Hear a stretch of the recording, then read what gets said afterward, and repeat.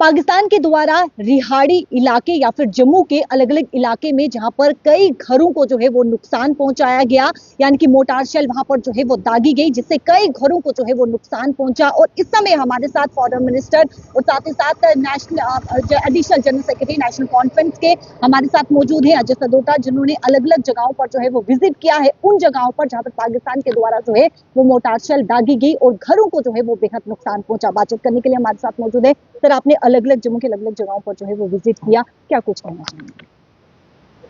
बदकिस्मती है कि पाकिस्तान ने जो सिविलियन पॉपुलेशन है उसको अपना निशाना बनाया और ये निहत्थे लोग हैं और ये आराम से बैठे थे।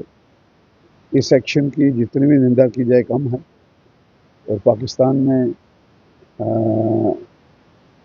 जंग जैसा माहौल बना के ज़्यादा अटैक सिविलियंस में किए जम्मू में। मैं नारदनी में भी गया था, वहाँ भी बम पड़े हैं। मैं रायपुर में गया था, वहाँ भी बम पड़े हैं। मैं ठट्ठर में गया था, वहाँ बम पड़े हैं। बलवाल में गया था, वहाँ बम पड़े हैं। एक खैरी में गुजर लड़का मारा गया, बहुत बम से मारा गया, उसके जनाजे में भी हम गए थे। तो आज हम रिहाड़ी में आए थे, हमारे चंद्रमोहन शर्मा जी और ये साहिल जी और ये अपने गुरनाम सिंह जी, इन्होंने यहाँ प्रोग्राम रखा था कि इनके सबके घरों में जाना है। तो देख के बड़ा दुख होता है कि इन मकानों पे पाकिस्तान ने बड़ी बेरहमी से शेलिंग की है। और परमात्मा का शुक्र है कि यहाँ जानी नुकसान कोई नहीं हुआ, पर माली नुकसान काफ़ी हुआ है। मकानों का नुकसान हुआ है और गाड़ियों का नुकसान हुआ है। और यहाँ एक साहब को टांग पे लग गई, उसका ऑपरेशन करना पड़ा। एक लड़की है, वो भी है। एक मतलब 3-4 लोग यहाँ इंजर्ड भी हैं। और यहाँ चीफ मिनिस्टर साहब भी चक्कर लगा के गए हैं। अब चीफ मिनिस्टर साहब ने इस सीज फायर के बाद ये ऐलान किया है, एक अपनी इसको इंतजामिया को एक आदेश दिया है, क्योंकि आपको पता है कि इस दौरान उमर अब्दुल्ला साहब उनकी सरकार प्रोएक्टिव रही। उमर अब्दुल्ला साहब ने कोशिश की हर जगह पहुंचने की। क्या रेफ्यूजियों के शेल्टर थे, यानी जो माइग्रेशन करके आए थे, जहाँ यहाँ लोगों का नुकसान हुआ था। जैसे जम्मू में उन्होंने सिटीजन मीटिंग भी की, यहाँ आके तो उन्होंने मिश्रीवाला के, सांबा के, बिश्नौर के यहाँ आए। यहाँ रूपनगर में वो एक राजकुमार जी की डेथ हुई थी, रजौरी मेडिसिन वहाँ गए। और इसी तरह वो रजौरी, पुंछ, फगवाड़ा में भी गए। उनकी कोशिश रही कि इस सिचुएशन में लोग अपने आप को अकेला न समझे, वो समझे सरकार उनके साथ है। और यकीनन होता है जब सरकार लोगों के साथ हो तो लोग सरकार के साथ हो जाते हैं, एक बड़ी अच्छी बॉन्डिंग बनती है। तो इससे एक इस वक्त सारा जम्मू कश्मीर का पूरा देश इकट्ठा है उग्रवाद के खिलाफ। हम चाहते हैं कि उग्रवाद ख़त्म हो, मगर उग्रवाद के ख़त्म करने में आम शहरियों का नुकसान ना हो, वो भी हमें देखना है। क्योंकि अगर आम शहरियों का नुकसान होता है तो फिर हम उग्रवाद को ख़त्म नहीं कर रहे, कि नई अपने लिए मुसीबत बना रहे हैं। तो ये एक अच्छी बात है कि सीज फायर हो गया और लोगों को थोड़ी राहत मिली है। अभी भी लोगों के जहनों में थोड़ा डर है।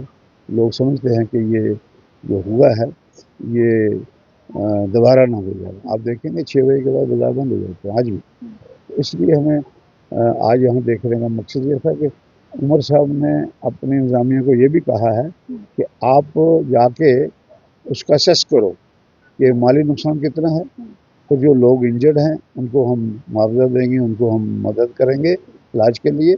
और जो बेचारे शहीद हो गए उनके लिए तो एक्स ग्रेशिया मिल ही रहा है। और इसके साथ साथ उन्होंने ये भी कहा है कि अगर किसी को किसी किस्म की इस दौर में मुश्किल आई है उसके लिए वो। अच्छा, प्रधानमंत्री नरेंद्र मोदी ने ये साफ कर दिया है कि पाकिस्तान से जो है वो आतंकवाद को लेकर जो है वो बात होगी, पीओ को लेकर जो है वो बात होगी, न्यूक्लियर की धमकी जो है वो नहीं चलेगी। किस तरीके से तमाम चीजों को देखते हैं? देखिए, बात यह है कि देश सारा एक है उग्रवाद के खिलाफ। अब ये फैसला प्रधानमंत्री जी ने लेना है कि उग्रवाद को कैसे खत्म करना है, क्योंकि लोग उनके पीछे हैं। अब वो कैसे करते हैं लोग ये देख रहे हैं। इसलिए इस मौके का फायदा उठाना चाहिए कि उग्रवाद को हम क्रश कर दें, ख़त्म कर दें, लोग आराम से रहें।